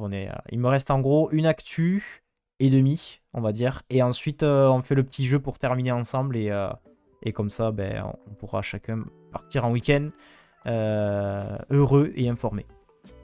Alors, on va enchaîner du coup avec l'article suivant. Assez rapide. Ça va, c'est dimanche, ouais. Non, c'est vendredi, mais bon, bref, oui, si tu veux. Merci beaucoup, Kyoto Dono, merci beaucoup pour le follow, bienvenue à toi. Alors évidemment, on ne peut pas passer une matinale sans parler d'intelligence artificielle, le mot est dit, et de ChatGPT. Désolé, j'éternue, je préfère vous épargner ça. Merci beaucoup, Silver Design, merci beaucoup pour le follow, bienvenue à toi. Également, Rivka, merci beaucoup pour le follow, bienvenue. Silver Design, hello, ça va si c'est gratuit, c'est toi le produit, donc bien sûr qu'il va nous donner. Oui, non, mais on n'est pas complètement dupe et on connaît effectivement ce principe-là, donc tu as bien raison de le souligner. Alors, une alternative open source à ChatGPT. On y vient. Alors, ce qui se passe, c'est que, grosso modo, donc c'est un article des numériques. Les numériques qui nous partagent. Alors, je ne vous l'ai pas dit, mais l'article précédent, si, je vous ai dit que c'est le blog du modérateur, mais celui-ci, vous pouvez le retrouver directement sur le blog de Slack. Hein. J'ai trouvé ça directement dessus, dans ressources. Bref. Cet article des numériques, qu'est-ce qu'il nous dit? Il nous dit du coup qu'une alternative open source à ChatGPT arrive bientôt. Et ça serait l'acteur. Alors, c'est déjà un acteur qui est présent sur le marché et que vous connaissez peut-être. Donc, au niveau génération d'images, actuellement, on a le bien connu Midjourney et on a Stable Diffusion que vous connaissez peut-être, qui permet également, mais en version open source, de générer de l'image. Voilà, Stable Diffusion. Et qui du coup, là pour le coup est beaucoup plus concentré sur la partie génération d'images, mais ils vont en fait sortir un équivalent en version de texte, donc un équivalent, on va dire, en concurrent à ChatGPT. Donc je lis vite fait l'article, n'hésitez pas à réagir et puis je reviens sur vos commentaires. Hein. Donc pour contrer les intelligences artificielles propriétaires comme ChatGPT d'OpenAI ou Bard de Google, Stability AI vient de lancer Stable LM, son propre modèle de langage. La firme est déjà connue pour Stable Diffusion, donc voilà, c'est eux qui sont derrière Stable Diffusion. Son service de génération d'images à partir de texte. Bien que la solution ne soit pas encore au point et souffre de nombreux dysfonctionnements, elle s'avère prometteuse. Alors, disponible en open source sous licence CC BY SA 4.0. Je ne sais pas si ça vous parle, mais voilà, c'est des types de licences, on va dire. Voilà. Il existe déjà 2 versions alpha de Stable LM. Je ne sais pas si on dit Stable LM ou Stable... Ouais, non, c'est pareil en anglais. 2 versions... Donc, il existe 2 versions alpha sur GitHub. Ces 2 modèles intègrent respectivement 3 et 7 milliards de paramètres. Un chiffre qui, bien qu'impressionnant, est à comparer avec ChatGPT 3.5, qui lui est à 175 milliards de paramètres. Donc, on n'est pas sur la même échelle. Hein. C'est encore un peu en construction, on va dire. Merci pour le AT souhait. Donc, Stability AI prévoit de lancer 2 nouvelles versions de son IA, cette fois-ci forte de 15 et 65 milliards de paramètres. Donc ce qu'il faut retenir quand même, c'est qu'au moins il lance une alternative qui est open source. Ça fait quand même grave plaisir parce que jusqu'à présent, c'était des grosses entreprises bien privées qui étaient un peu derrière tout ça. Donc c'est cool, il y a des alternatives qui pop, open source. Après, forcément, il ne faut pas s'attendre à ce que ce soit dans un premier temps aussi efficace que du ChatGPT qui a déjà pas mal d'avance et avec des boîtes privées derrière. Ces modèles se sont entraînés grâce à la base de données libre The Pile, laquelle compose 825 Go de data. En outre, Stable AI a également exercé ses modèles sur sa propre base de données, 3 fois plus grande que l'entreprise prévoit de publier prochainement. Voilà. Donc vous avez quelques écrans, mais on pourra tester parce qu'il y a une version qui est hébergée qu'on peut tester direct. Donc que dit encore l'article? L'article dit: fondé par 3 Français, Clément Delangue, Julien Chaumont et Thomas Wolf, la startup Hugging Face héberge une version publique de l'IA de Stability AI. Hugging Face, je ne sais pas si vous connaissez, c'est un service en ligne qui permet justement d'héberger souvent en fait ce type de programme, type voilà, IA, etc. Voilà. Il s'agit du modèle le plus performant. Donc on ira le tester, on ira tester une ou 2 phrases. Il faudra toutefois se montrer complaisant puisque le service montre de nombreuses limites, bien plus lent que ChatGPT, sa compréhension ainsi que son expression en français laisse encore à désirer. Il faut batailler pour qu'il réponde en français et ses réponses sont souvent incohérentes, utilisant des mots inexistants et parsemés de fautes diverses. Donc comme je vous l'ai dit, pour le moment c'est pas encore trop point, mais ça existe. Vous pouvez tester ce modèle de chat basé sur StableLM à cette adresse, donc je vais vous l'envoyer. Interrogé par les numériques sur le vainqueur de la Coupe du Monde 98, le chatbot nous a tout de même répondu que Mika Salo avait gagné le Grand Prix de France. Donc voilà, c'est pas encore totalement en place, mais en tout cas, on peut tester un ou deux messages. Je sais pas qu'est-ce que vous voulez tester comme... qu'est-ce qu'on pourrait lui poser comme question Moi hier j'ai tenté par exemple des titres YouTube, genre propose-moi 10 titres de vidéos à destination de YouTube sur le sujet de l'intelligence artificielle. Qu'est-ce qu'il va nous dire ? Ah, déjà, il me le sort en anglais alors que j'ai parlé en français. Bon, hier, il me l'avait sorti en français, mais franchement, c'était des titres un peu pétés. Genre, ça faisait 2 mots. Mais déjà, c'est bien. C'est en anglais, mais déjà, c'est un peu plus cohérent que hier quand j'ai fait mes tests, où c'était vraiment à côté de la plaque, quoi. Donc voilà. Je sais pas si vous voulez faire des tests particuliers, mais sachez en tout cas, je vous le mets dans le chat. Je vous laisse quelques secondes pour vous le mettre de côté et revenir. Parce que je sais très bien que quand je partage des choses, il y a des gens dans le chat, ils y vont, et puis après ils reviennent pas, et après ils me disent « Ah, j'ai pas entendu ». Alors une version open source d'OpenAI plus open qu'open, ouais c'est ça. Je vais peut-être sans doute faire ce... Alors Wizard qui dit « Je vais peut-être sans doute faire ce que je veux faire depuis longtemps, mettre en HD les backgrounds pré-render ». Ok. C'est quoi là? J'ai pas compris là le lien. À propos des données, Biril vient d'avoir un bel article. Biril français s'autorise le droit d'utiliser pendant 30 ans de toutes les photos faites par les utilisateurs pour la com et le marketing. Ouais, c'est long 30 ans, je suis d'accord. Je dois filer en weekly. Bonne journée à tous. Bonne journée, Bloch. Bon week-end. Week-end long de 3 jours. Bon week-end long de 3 jours du coup. Profite bien. Il essaye des trucs et ça va s'améliorer. Oui, tout à fait, ça va s'améliorer dans le temps. Voilà. Et puis en plus, les mecs, ils ont quand même sorti Stable Diffusion qui aujourd'hui est quand même relativement badass. Je peux pas croire qu'ils vont sortir une bouse, tu vois. Enfin, à mon avis, c'est un truc juste, il faut du temps. Mais c'est déjà très très cool, je trouve, qu'effectivement ça existe. Voilà. Et ça va s'améliorer, j'en suis sûr. Atomisty, il dit comme moi, je clique et j'écoute rien. Exactement, Atomisty. C'est toi que je cible.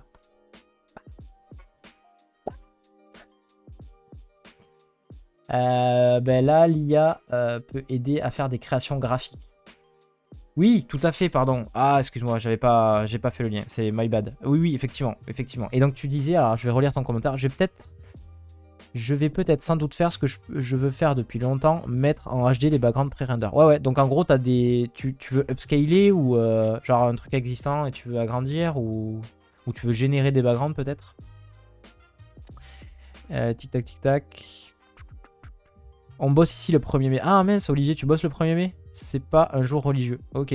Mais comment ça se fait? Parce que t'es sous contrat français ou un autre pays ou comment ça se fait que tu bosses toi le 1er mai?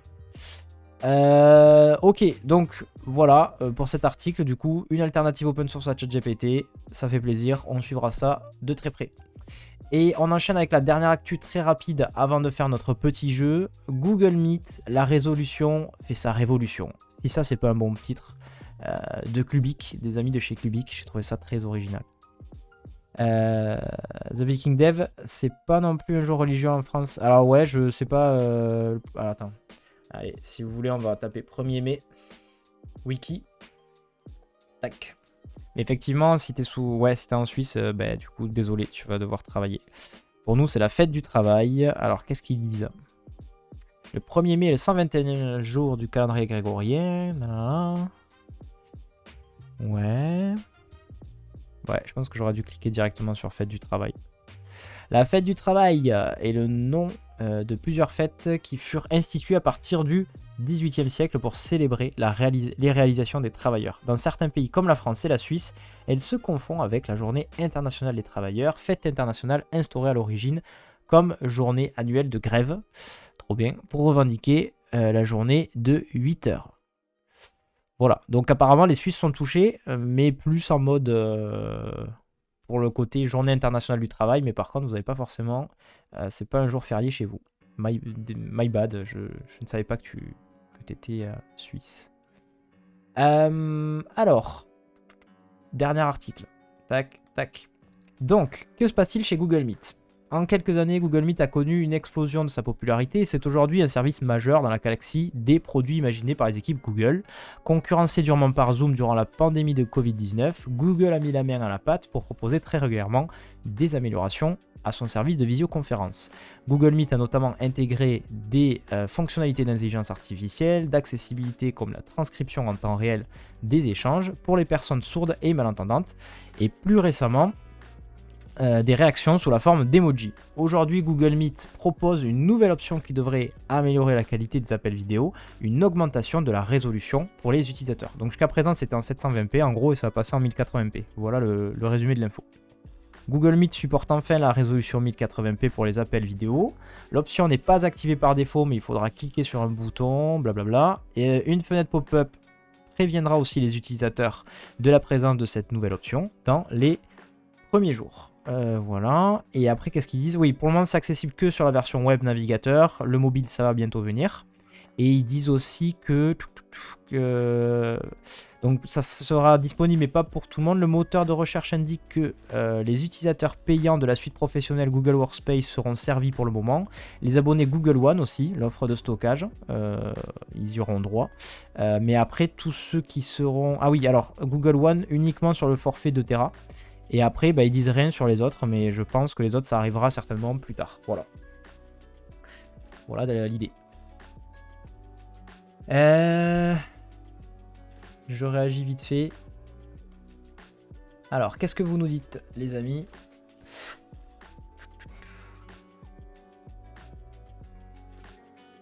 Désolé, j'écris comme je parle. Non, mais j'ai très bien compris, Wizard, ce que tu disais, t'inquiète. Hein. Mais oui, l'idée, c'est de les upscaler pour pouvoir la rejouer. Ouais, ok. Bah, cool. Non, la fonction d'upscale, pour le coup, est quelque chose de vraiment très cool sur les IA, je trouve.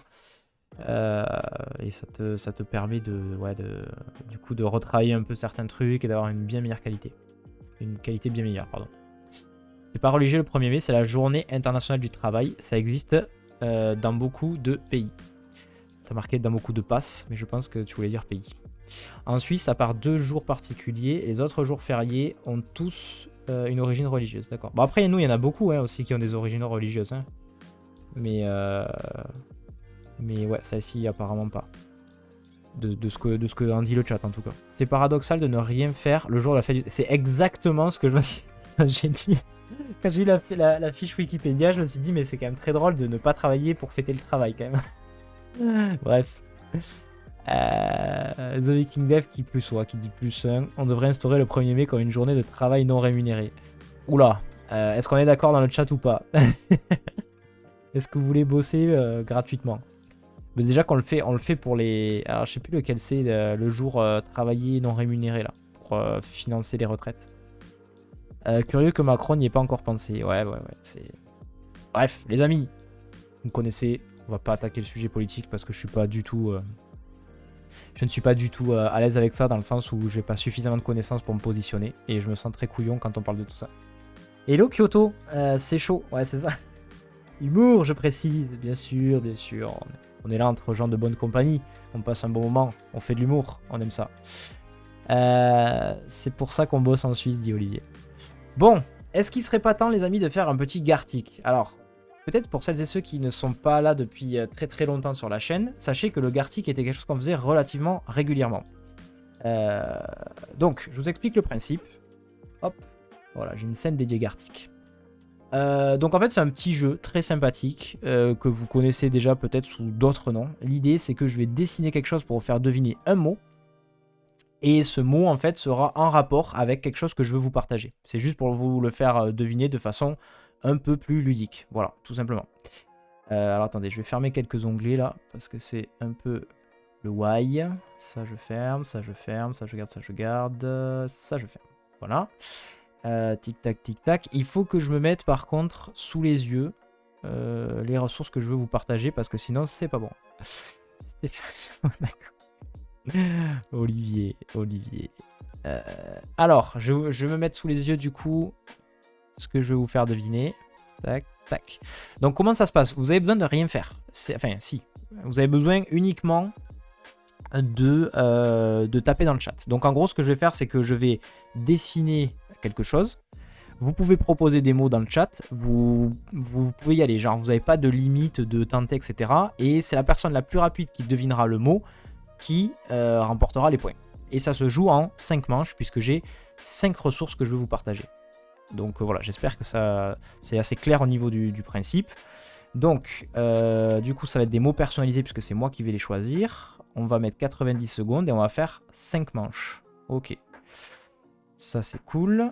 Alors, par contre, il faut que je réfléchisse à chaque fois sur le mot que je vais vous faire deviner.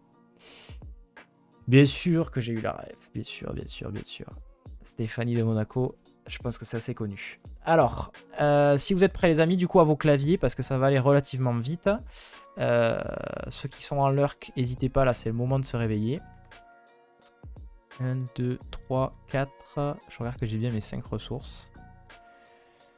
En fait, ce qu'il y a qui me saoule, c'est que je pense que ça va être très compliqué de mettre des mots associés à ça. Mais bon, écoutez, c'est pas grave. Je vais tenter. Alors ça va être des mots, normalement ça va être en lien, je vais vous donner des indices au fur et à mesure et puis comme ça vous permettra de facilement, deviner. Alors je baisse un peu un poil la musique, je vais mettre ça, ok. Allez on est parti, démarrer. Donc je vais écrire le mot, vous ne pouvez pas le voir, c'est en un mot, c'est pas un truc composé, d'accord, c'est un seul mot. Ok, est-ce que vous êtes prêts les amis ? Parce que là, c'est la personne la plus rapide qui remporte. Hein. Donc c'est un seul mot, c'est en lien, on va dire, avec nos thématiques, plus ou moins. Ok. Et donc, je vais essayer de vous faire deviner ça. C'est parti.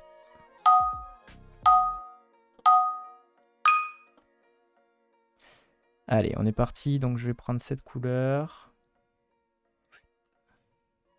Vous pouvez balancer autant de propositions que vous voulez. Hein. Tac.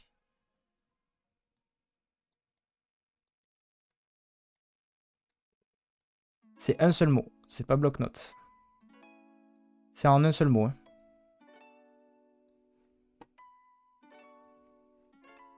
C'est pas Figma, mais ça s'y rapproche. C'est pas Wireframe, mais Wireframe on chauffe, hein. On chauffe de ouf.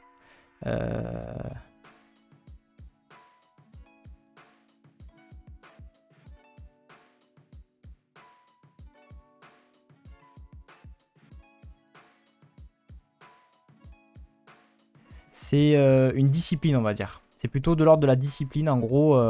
Voilà. Quand on, tout ce que vous me dites là, voilà, quand on fait du sketch, quand on fait du Figma, etc. Qu'est-ce qu'on fait? Alors, UX. Ah, bien joué. Taïga qui a deviné. Le mot, c'était design. C'était pas facile, celui-là. Je suis désolé, ça a attaqué vraiment difficile. Alors, peut-être, sachez que vous avez l'impression, par exemple, typiquement, que de votre côté, vous avez mis le mot le premier. Mais en fait, le temps, ce qui compte, c'est vraiment quand Twitch intercepte votre message. Hein. Donc, voilà, c'est pas parce que vous le voyez apparaître en premier, vous, que en fait, ça réellement en premier. Parce qu'il y a le temps de ça synchronise, etc. Donc, le mot, c'était bien design. Pourquoi est-ce qu'on parle de design? Parce que je voulais vous partager cette petite ressource. Donc, ça s'appelle UXInt. C'est une superbe ressource que j'ai découvert dans laquelle vous avez tout un tas de petites... Allez, ça commence. Dégage-moi la newsletter. Vous avez en fait tout un tas de des principes UI, des bonnes pratiques, etc. Tout un tas de choses hyper intéressantes. L'accessibilité, plein de ressources en fait en rapport avec l'UX. J'aurais dû mettre UX d'ailleurs plus que design, je pense. Et j'ai trouvé que cette ressource était bien pratique. Voilà, vous avez plein de questions, de choses, de la typo, tout un tas de bonnes pratiques, on va dire, en matière d'UX qui vont vous permettre de démarrer, si vous posez des questions, etc., que vous voulez pratiquer un peu la discipline. Donc je vous partage le lien dans le chat.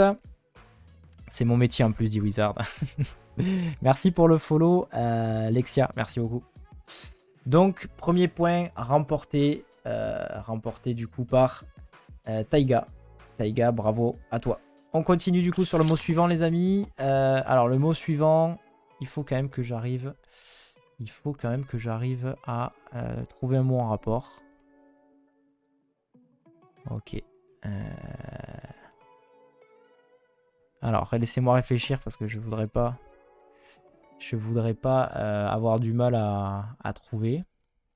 Je vais regarder sur Google, est-ce qu'il n'y a pas un dessin en rapport avec le mot que je vais vous faire deviner. Tac, tac.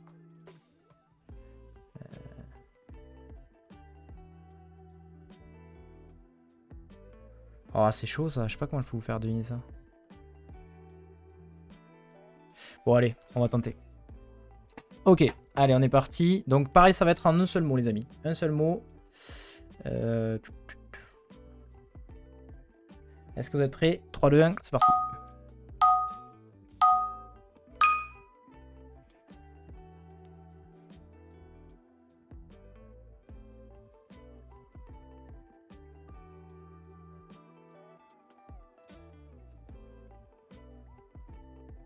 CSS, c'est pas du CSS ça. Oh, bien joué, Team Inframe. J'ai pas pu terminer, bordel. C'était code, le mot à deviner. Bravo à toi. Bravo, bravo, bravo. Très très rapide là sur le coup. GG. Alors le mot c'était code effectivement. Pourquoi je voulais vous faire deviner code? C'est pour cette ressource, iCodeThis. Je ne connaissais pas, j'ai trouvé ça très très cool.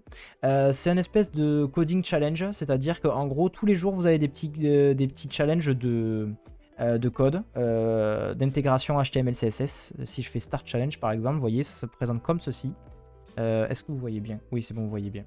Et donc en gros, on vous donne des consignes. Il y a un petit chrono aussi en bas à droite si vous voulez voilà, vous chronométrer. Et ensuite, voilà, vous avez l'interface que vous devez réaliser ici. Et c'est un peu l'objectif en fait à chaque fois de l'objectif à atteindre. Et du coup, ici, vous avez tout un éditeur HTML, CSS, JS et vous pouvez comme ça vous entraîner. Et tous les jours, vous avez des petits challenges. Et j'ai trouvé ça très très cool. Ouais, c'est pas mal pour comprendre le code. Ouais, je trouvais ça vraiment bien. Je pensais que tu allais parler de la news sur le nouveau wrap. Ah non, j'ai pas vu ça. Il y a un nouveau wrap CSS? CSS wrap, fais voir. Comment il s'appelle? N'hésite pas à le dire, ça m'intéresse du coup. Je vous partage du coup la ressource. Donc ça s'appelle iCodeThis. Je vous mets ça dans le chat. Let me check. Balance, c'est la propriété CSS? Balance CSS wrap. Fais voir. Ah ouais, text wrap balance. Ah ouais, je connaissais pas. Et ça consiste en quoi?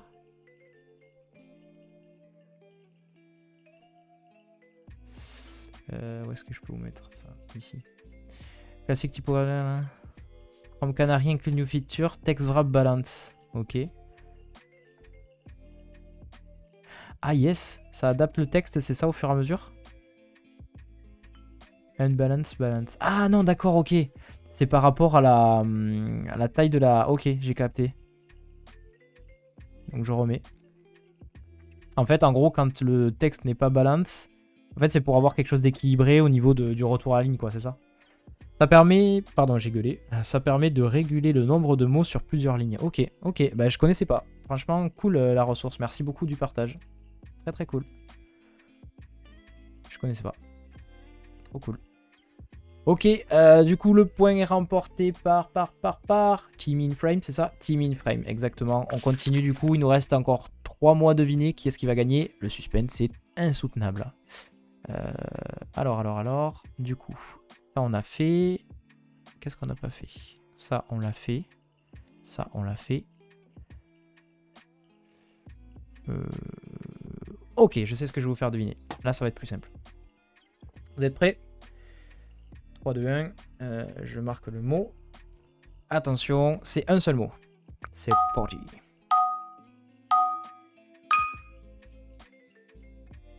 Alors.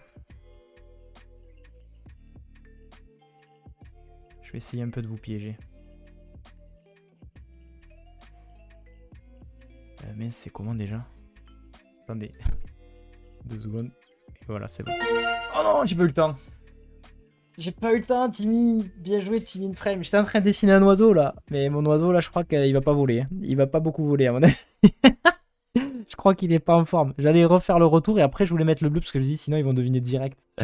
Ah, shit. Bon, bravo en tout cas, Timmy. C'était bien ça. C'était bien Twitter. Alors pourquoi je vous parle de Twitter? Parce qu'il y a une petite ressource que j'ai vu passer qui est très intéressante qui s'appelle poète.so. Vous pouvez mettre en fait un tweet et ça va vous le mettre en forme et vous pouvez après le copier, vous pouvez le partager, etc. etc. Je sais pas si on peut tester sur un tweet, voyons voir. Si je vais sur cet incroyable compte Déclic FR sur lequel j'espère que vous êtes tous abonnés, est-ce que je pourrais trouver un tweet par exemple qui pourrait être sympa? Il faudrait que ce soit purement textuel, j'imagine. Ah mais j'en ai pas à chaque fois, il y a des pièces jointes. Sinon on va aller, vous savez quoi, on va aller sur mon compte à moi. Anto par le web. On va aller voir si j'ai pas. Normalement, je dois avoir un truc purement textuel à un moment donné. Bah, on va prendre celui-là par exemple. Celui-là, il est purement textuel normalement. Hop, allez, on teste. Donc, du coup, iPoète. Non, c'est Poète, pardon. Je mets le lien. Et voilà, vous voyez, ça fait une mise en forme directe. Hello Akana, merci beaucoup pour le follow. J'ai vu la queue de l'oiseau. Oh putain, c'est bon ça. Donc voilà, ça vous fait une mise en forme directe et vous pouvez comme ça copier. Voilà, vous pouvez faire plein de trucs avec, faire votre petite carte toute bien faite, etc. Toute jolie. Donc voilà, ça vous plaît? C'est cool, hein? Moi je trouvais ça bien comme ressource. Timmy, du coup, je pense que tu prends la tête là. À mon avis, tu prends la tête du classement. Voyons voir. Tac, tac, tac. Gartic. Si je fais continuer. Ouais, Timmy in Frame. Ouais, est en tête. Deuxième, Taiga. Allez, on enchaîne du coup avec le mot numéro 4. Il nous en reste 2. Donc, il y a ça et il y a ça. Comment je peux vous faire deviner ça? Attendez, je vais marquer dessin plus mon mot.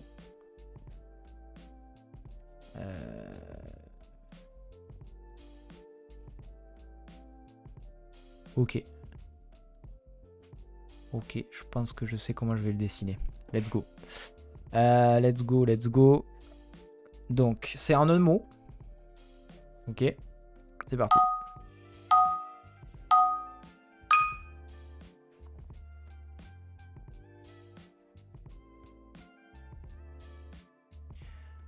Oula, ça part mal. Quand j'essaye de décalquer un truc sous les yeux, c'est pas bon.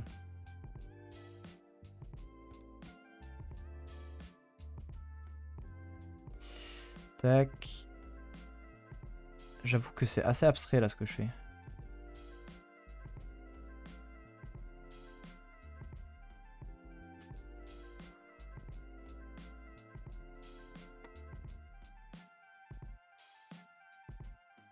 Ouah, non, vraiment ça a l'air de rien. Hein.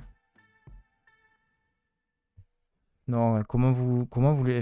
Ouais, je suis pas bon là. Bon, je vais dessiner un autre truc à côté, ce sera plus simple. Tac.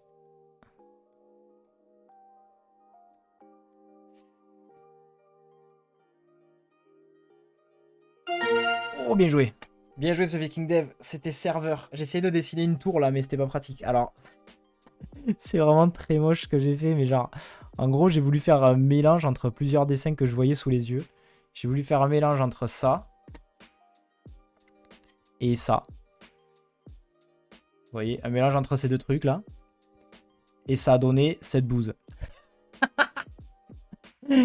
Du coup, Timmy, burger, saucisse, ouais, voilà, c'était ça. C'était pas un serveur. Bah si, c'était ça, c'était serveur. C'était serveur. Mais je crois que The Viking Dev a été plus rapide, si je me trompe pas. Sachez qu'il n'y a pas de notion de casse, vous n'êtes pas obligé de faire des majuscules, etc. Ça, le jeu prend pas en compte. Donc bravo The Viking Dev, du coup, pourquoi je vous parle de serveur? J'ai découvert un petit utilitaire très très cool qui s'appelle TinyHost. Je ne sais pas si vous connaissez. Donc en gros, c'est un service qui vous permet de hoster en fait un mini site en quelque sorte. Enfin, en gros, si vous avez du pur HTML, vous balancez ça et bim, direct ça vous fait, ça vous héberge. Donc il y a des exemples ici, vous voyez. Il faut l'uploader sous format de zip, d'accord. Donc imaginons, voilà, ça c'est votre site. Donc vous venez d'uploader le zip, vous faites upload, hop. Et là, vous avez déjà un site en prod. Donc vous pouvez voir le site. Et hop, vous avez directement votre site qui est déployé en prod, avec une URL dédiée en .tiny.site. Je trouve ça très très cool comme petit utilitaire. Parce que des fois, pour faire des petits tests ou une landing page, un folio simple, etc., ça peut largement suffire. Voilà, donc je trouvais ça cool. Après, je n'ai pas compris, il parle de PDF aussi. C'est peut-être pour hoster des PDF, vous allez voir. Ah ouais, d'accord, ils ont aussi une fonction d'hosting de PDF. Voilà, mais bon, moi j'ai surtout retenu la partie HTML, HTML, CSS, je suppose. Vous uploadez et boum, directement votre truc est déployé. C'est bien pratique, c'est bien fichu. Je vous partage ça dans le chat.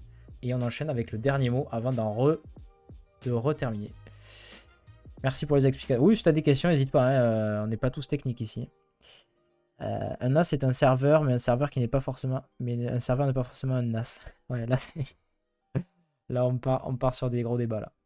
Allez, on termine les amis, après on clôturera sur cette matinale qui a explosé. Mais écoutez, est-ce que vous passez pas un bon moment à ma compagnie quand même? Est-ce qu'on n'est pas bien là? On est bien quand même, non? Avant de partir en week-end et tout, machin. On est bien. Allez, dernier mot, et après on clôture. Comment je peux vous faire deviner ça? Tic-tac, tic-tac. On est bien. Allez, je sais ce que je vais vous faire deviner. Toujours là, Damarwen, ça fait plaisir. On passera boire le café dans la journée si tu veux. Allez, ça passe, ça part. Un petit café. J'annonce, je gagne la dernière manche du Wizard. Ouh, là, il y a du défi, là. Là, il y a du défi. Et surtout qu'il y a moyen. Hein. En vrai, si jamais... Enfin, en fonction de la vitesse à laquelle tu réponds, tu peux prendre le classement, clairement. Petit café. Allez, on est parti. Vous êtes prêts? Dernier mot. 3, 2, 1. J'envoie la sauce. Enfin, façon de parler. Allez, on est parti.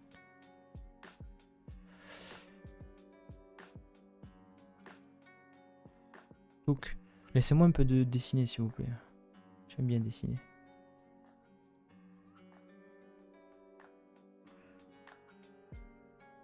Tac. Oh, bien joué, oui. C'était Figma, j'ai pas eu le temps de mettre les couleurs. Bon sang, vous êtes trop rapide. Beaucoup trop chaud pour moi, c'est pas possible. Bravo. The Viking Dev, t'avais le mot. Ah, je suis désolé, t'as pas été assez rapide. C'est Oui qui a remporté la manche. Pourquoi je vous parle de Figma? Pour une raison très simple. En fait, c'est pour vous partager la dernière ressource. Il s'agit d'un site qui s'appelle designerlinks.io. Pareil, très bien foutu, avec beaucoup de ressources, des tutoriaux vidéo, des Figma tips and tricks, donc plutôt voilà, des petites astuces on va dire sur Figma, des plugins, voilà, répertoriés, etc. Le site je trouve très joli d'ailleurs, il y a des inspi, enfin voilà, ça fait partie des trucs un peu qu'il faut que vous mettiez de côté si jamais vous voulez un peu progresser, et enfin vous gardez ça pour quand vous en avez besoin. Donc je vous partage ça dans le chat.